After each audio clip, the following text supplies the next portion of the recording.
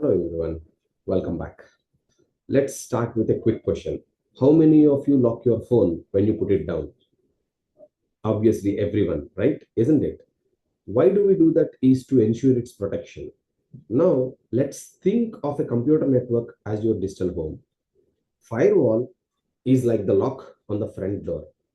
It decides who gets in, who stays out, and what data is allowed to flow.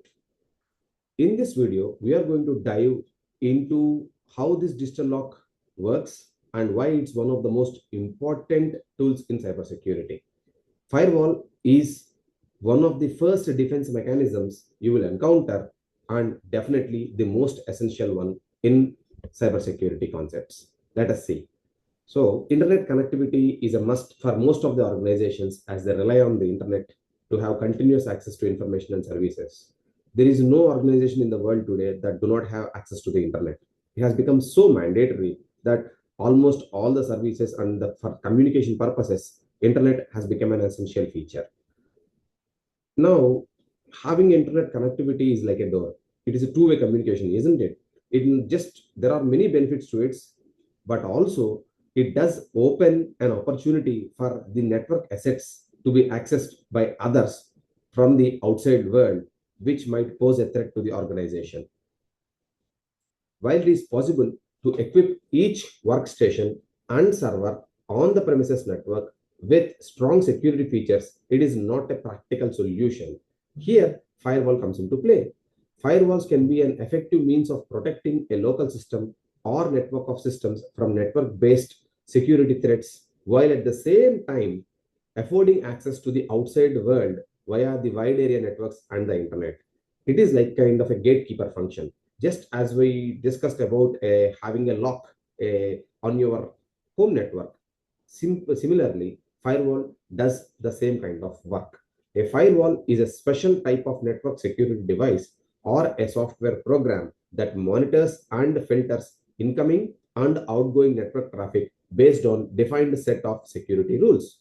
So we give a certain set of rules. So what kind of packets or what kind of traffic to allow and what kind of traffic to deny.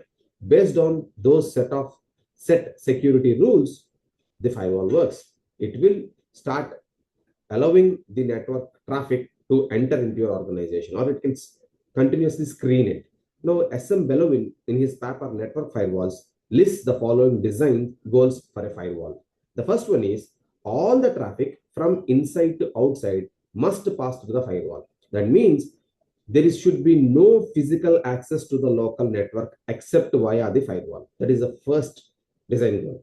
The second one is only the authorized traffic, which mean if you say what do you mean by authorized, then the traffic that is defined by the local security policy as authorized and which should be allowed, only that particular traffic must be allowed to pass through the firewall. That is your second design goal. The third one is the firewall itself must be immune to penetration. That means you should design a firewall in such a way that it will be as a strong point. It should not be easy to manipulate or break into the firewall. Now, Richard E. Smith, in his Internet Cryptography book, lists 4 general techniques that the firewalls use to control access and also enforce the site's security policy. What are those 4 general techniques? The first one is called as service control. The name itself suggests you that what kind of services are to be controlled. It defines which types of services are allowed or blocked. Now, a firewall, as I told you, screens the network traffic and either decides to allow it or deny it, isn't it? Similarly, service control tells you that what type of services like HTTP, FTP, or SSH, whether they are allowed or not. And also, it can be applied for both inbound and outbound traffic as well, ensuring only approved services are accessible. This is called as service control. The second one is direction control. As I told you, it's a two-way communication, isn't it? From outside to inside and from inside to outside. A firewall does have this technique of direction control, which regulates the direction of traffic flow. Which kind of services are allowed in which direction? So whether certain services are allowed to initiate connections into the network, which is inbound traffic, or only out from it, like outbound traffic. Example, if you want to block inbound FTP, that means users cannot download files, but allows outbound HTTP. That means the users can still access the internet through HTTP. That is called as direction control. The third one is user control. Name itself is self-explanatory. User control, the manages the access based on user identity. So the designation, the position, whatever it is, only the authorized users can use certain specific services. For example, a user who has admin access will only be allowed to initiate SSH sessions.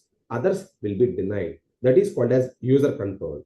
The last one is something called as behavior control, where you might allow certain services, but you can still screen in what way this particular service is being used.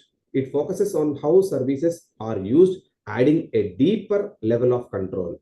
For example, you can allow email access to the organization, but ensuring that the email does not have any malicious attachments, or you can allow video streaming, but only give a certain allocated amount of bandwidth for video streaming. So these are the four general techniques that firewalls generally use to control access and also enforce the sites or the local security policy. Now, these are some of the capabilities of firewall. A firewall defines a single choke point that keeps unauthorized users out of the protected network. It also prohibits potentially vulnerable services from entering or leaving the network, and it does provide protection from various kinds of IP spoofing and routing attacks. It does provide a location for monitoring security related events. It is a convenient platform for several internet functions that are not security related, such as your network address translation, and also it can act as an internet usage audit or logging machine. It does serve as a platform for implementing IP security so that you can build virtual private networks based on IP security. So all these are the capabilities of a firewall. It does provide you a single choke point. It does give you a device which can monitor security related events. It does provide you a logging mechanism. It does provide you an audit for internet usage, which users and the types of services that are being used. And also it serves as a platform for implementing IP security. Now, of course, we are discussing about the different aspects of firewalls. We should also discuss about the limitations of firewalls as well. As I told you in the introduction, firewalls are always considered to be the first line of defense of our network, but they are not strong enough because they do have some limitations involved. The first one is a firewall cannot prevent users or attackers with modems from dialing in to or out of the internal network, thus bypassing the firewall and its protection completely. Now, if there are users which might use different types of techniques to connect to the outside world without going through the firewall, then a firewall cannot do anything. That is the first limitation. The second one is it cannot enforce password policies or prevent misuse of passwords. Once again, it is a human element that is attached here. A password policy must be enforced by a security manager, and how passwords are being used, it is not under the scope of the firewall.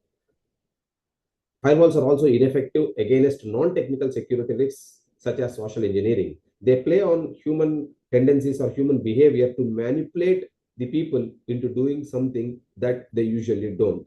This type of attacks are called as social engineering attacks. A firewall be cannot protect you against such social engineering attacks. Firewalls cannot stop internal users from accessing websites with malicious code, making user education critical. You always should educate your users, create awareness among the users or employees what kind of sites and what kind of threats does internet usage come with. The firewall does not protect against internal threats such as a disgruntled employee or an employee who unwittingly cooperates with an external attacker. You cannot do that. I mean, a firewall does not know, because if an internal person who is an authorized person does, let us say, that cooperate with an attacker to bring down a system, a firewall will not be able to protect you in such scenario. Last one thing is a firewall might be able to do little bit of screening, but it does not do a deep kind of packet inspection unless until it's a higher level next generation firewall. It cannot protect against the transfer of virus infected programs or files, as it's almost impossible for the firewall to scan all incoming files, emails, and messages for viruses or any other malicious programs. So these are the limitations of firewalls. In the next video, we are going to talk about how the firewalls are being categorized and what are their features. Till then, good luck and take care.